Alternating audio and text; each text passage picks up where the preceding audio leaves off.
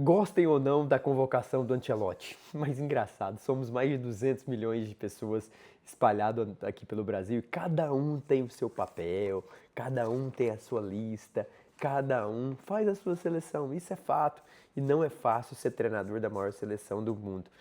Assim que foi que Ancelotti divulgou os 26, começou a chover algumas críticas, algumas ligações, grupos de WhatsApp, e com certeza cada um, eu trocava esse, trocava aquele, mas o mais importante é que eu, Danilo Dias, vim aqui para te falar que também eu sou brasileiro e trocaria alguns nomes e vou citá-los aqui.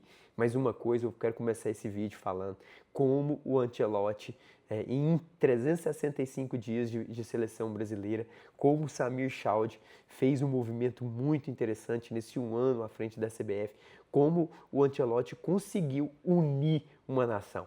Certeza, não vi os dados do Ibope, mas certeza que hoje deve ter tido aí desses 200 milhões de pessoas e habitantes brasileiros, no mínimo 50%, mais de 100 milhões de aparelhos conectados somente no nosso país para acompanhar essa convocação.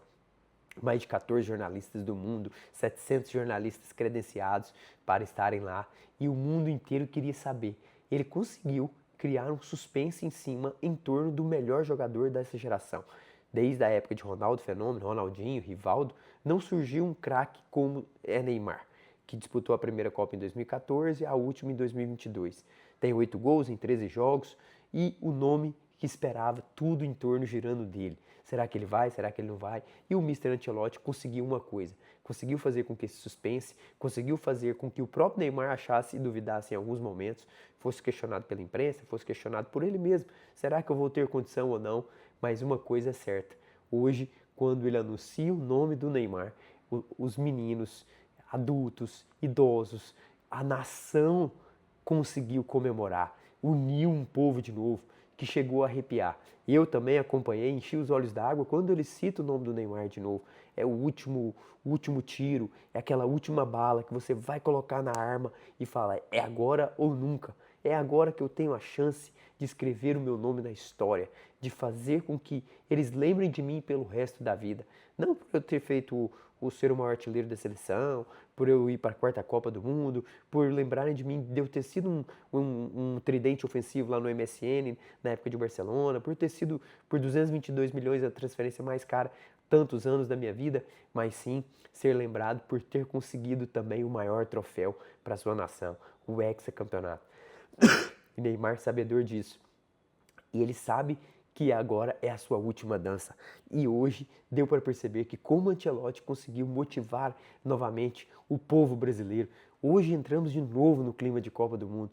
Hoje abrimos sorrisos com a convocação dele. Hoje, quando ele cita outros nomes, ninguém, a maioria pode até não concordar com o nome do Danilo, do Flamengo, Alexandre também do Flamengo, Paquetá do Flamengo e outros jogadores, cada um vai ter a sua lista, mas quando a ansiedade por chegar na letra N no ataque da seleção, quando ele cita o primeiro nome do Endrick, depois vem descendo até o Matheus Cunha e na próxima letra da N de Neymar, aí abriram sorrisos, abriram escolas.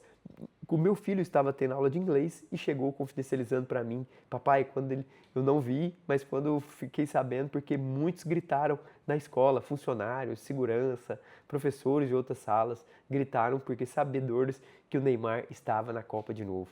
Olha só a expectativa que foi criada, olha só como de uma forma ou outra ele conseguiu unir de novo essa paixão do brasileiro, que estava um pouco esvaziada, digamos assim, no tempo, com as decepções, com as eliminatórias ruins que foi, enfim, o prestígio foi se perdendo aos poucos, mas com Samir Chaud, esse movimento de trazer o maior treinador de todos os tempos da Europa e do mundo, trazer Carlo Ancelotti fez com que essa aproximação do povo, esse carinho, essa expectativa voltasse no torcedor brasileiro.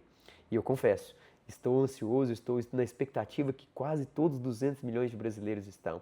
É lógico que terão aqueles críticos que vão falar, o Neymar não deve ir, João Pedro fez 15 gols, fez tantos gols na Premier League, só tem menos gol que Igor Thiago e o Erling Haaland, e agora ele trocou o João Pedro pelo Neymar. Não foi uma troca simplesmente por A ou pelo Neymar. Ele escolheu levar aquele que é acima da média, aquele jogador que é o único jogador que tem um perfume diferente. Ele é o único jogador que é o fora de série dessa geração. É o único que é respeitado perante os seus adversários. É o único que é conhecido e renomado mundialmente. Ele pode até não estar na sua melhor forma, que eu acredito que não está, e ele reconhece isso. Mas agora eu quero acreditar que esses sorrisos, essas crianças, esses adultos, essa expectativa que foi criada em torno do seu nome e comemorada por várias pessoas, ele possa retribuir isso dentro de campo de trabalho. Então quero ver Neymar bem, desfrutando, sabendo que é sua última Copa. Se for para jogar 10, 15, 20, um tempo inteiro, ele vai dar tudo de si, porque é a última Copa, serão 8 jogos até a final. Então tem que se dedicar, tem que mostrar que de fato valeu a pena. Esse sorriso meu, quando escutei o nome dele, e os sorrisos de várias crianças, assim como meu filho chegou testemunhando para mim. E eu, na minha lista, confesso que não levaria Lucas Paquetá. Acredito que o movimento da saída do West Ham para cá foi um movimento nessa tentativa e ela não foi tão bem conseguida ainda, mas devido à escassez de jogadores na posição, Andrei Santos foi e não conseguiu, não conseguiu se provar diante da França. O próprio Gabriel Sara também não conseguiu se provar, que fizesse com que Carlo Ancelotti desse realmente essa oportunidade, e ele opta por uma experiência de um cara que jogou na Europa, um cara que já esteve na última Copa do Mundo, e até é plausível a escolha dele pelo Paquetá. Assim como com o Alexandre e o Danilo também, são dois jogadores experientes, dois jogadores com tradição na Europa, dois jogadores que têm o rosto marcado quando a câmera bate, um cara lá em Madrid, um cara lá na Bangladesh, ele sabe perfeitamente quem é o Danilo e quem é o Alexandre. São jogadores que passaram no Real Madrid, na Juventus, no Porto e etc. Então ele preza por uma experiência, por um passado recente, por um passado histórico que esses dois jogadores têm e que vão certamente ajudar os mais jovens nessa escola até 2030. Eu digo os jovens para essa escola porque tem muitos jovens que estarão certamente na Copa de 2030 como a Copa deles. Essa Copa de 2026, eles podem não ser os protagonistas, mas serão uma escola bastante interessante para que chegue em 2030 bem. Um Endrick em 2030 vai ter 21 para 22, um Luiz Henrique vai ter 23 para 24, lá em 25, 26 lá em 2030. Você vê um João Pedro que não foi convocado, vai ter 26 em 2030. Você vê outros jogadores como o próprio Matheus Cunha, Gabriel Martinelli, que são jogadores jovens que podem perfeitamente em 2030 chegarem com mais bagagem, com mais experiência e serem ajudados por Casemiro, por Danilo, Alexandre e etc. Eu confesso que Danilo, Alexandre e Paquetá são as minhas 3 escolhas que eu optaria por outras opções, mas devido a essa escassez gigantesca que nós estamos tendo no futebol brasileiro para essas posições, é entendível. Até certo modo, se você for parar para analisar friamente, me fala outro lateral direito ou outro lateral esquerdo que daríamos para a gente convocar. Ouvi Paulo Henrique do Vasco, ouvi o Cauê do Cruzeiro, o Kaique, né? O Cauã, que ele até foi convocado recentemente, mas nenhum entrega o que o Ancelotti preza, que é a experiência, o espírito de grupo, o convencimento de estar no jogo difícil, o cara poder realmente entregar. Copa do Mundo é tiro curto, então ele preza, é entendível a convocação dele, ela é bem com parâmetro bem homogêneo, bem sólido, então por isso todos os setores da convocação dele foram setores em que a maioria esteve na última convocação, na data FIFA, França e Croácia. O Danilo, que fez a sua convocação final em 6, 7 minutos de jogo contra a França e quando jogou contra a Croácia fazendo gols e performando bem e depois continuou a sua caminhada no Botafogo. Então o Danilo foi o cara que carimbou de fato nos últimos amistosos a sua convocação. Andrei Santos teve a oportunidade de roubar essa vaga do Paquetá, não conseguiu se firmar no Chelsea, não conseguiu fazer um bom jogo contra a França, então não pode lamentar. No sistema defensivo, ele leva Bremer, Ibanez, leva Marquinhos e leva também Gabriel Magalhães, que para mim é o melhor jogador do momento atual dessa seleção brasileira. Até confesso que seria Gabriel Magalhães e Bremer minha zaga titular. E também leva Léo Pereira, que querendo ou não, ele é muito bom no jogo aéreo e quando o Brasil estiver precisando, um jogo de estatura contra adversários altos, ele opta também por esse jogador que foi menos vezes convocado que Fabrício Bruno, por exemplo, e acaba por estar entre os eleitos. Na linha ofensiva, eu gostei muito da escolha do Endrick, um menino jovem, um menino que fez uma mudança em mais de 150 dias de Olympique de Lyon, entregou números, entregou performance, entregou rendimento, entregou um pré-qualify para o Olympique de Lyon disputar a Champions League na próxima temporada. Então, assim, é um menino que quer, um menino que tem estrela. O Endrick, ele não só quer, ele tem força, ele tem estrela. E quando a pessoa tem estrela, a luz, ela brilha, ela irradia, e o Endrick pode perfeitamente ser titular dessa seleção. Até confesso que eu entraria com ele, Matheus Cunha na frente, aberto Luiz Henrique e Vini Júnior, se fosse esse quadrado ali na frente, um 4-2-4 com Bruno Guimarães e Casemiro no meio. Ah, mas e o Neymar, Danilo? O Neymar eu elogiei no início do vídeo, mas eu deixaria ele pro banco nesse primeiro confronto contra o Marrocos. Quem sabe agora vai ser o rendimento dos treinos que vai começar já nesse mês de maio, mas fiquei muito feliz com a convocação, não só pelos nomes que estavam lá, mas pela expectativa, pelo sorriso, pela ansiedade, pelos comentários nas ruas, pelos comentários nas redes sociais. O mundo inteiro hoje parou. O mundo voltou a conhecer a seleção brasileira. O mundo hoje criou uma expectativa na nossa seleção. Gazeta dello Sport da Itália, Marca da Espanha, Correio de Portugal, o Le Parisien da França, Jornal Sport de Barcelona, foram os que eu li, vários tabloides falando da nossa seleção brasileira. Que movimento Samir Chaud fez, trazer o Ancelotti, que movimento que foi essa expectativa.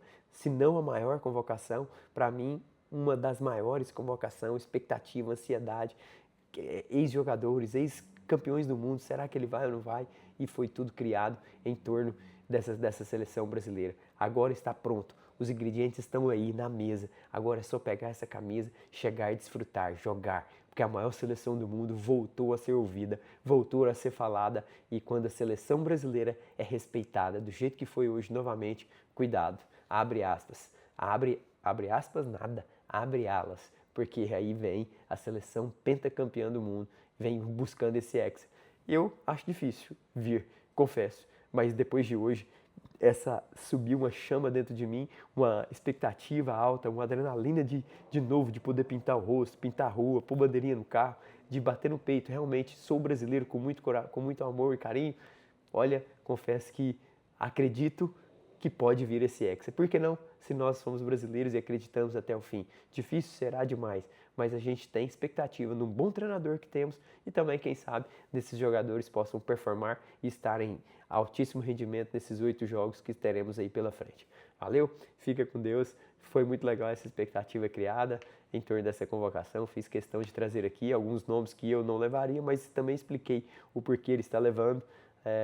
Ali na frente ele poderia levar o Igor Jesus também, o João Pedro, mas ele opta pelo Igor Thiago, que com méritos, né? Muitos eu já ouvi falar, ele é grosso, mas ele bate pênalti bem, ele cabeceia bem, ele movimenta bem, ele ataca o espaço, ele fez gols. Então, com calma, fazer mais de 21 gols com a camisa do Brentford, com todo respeito, não é fácil.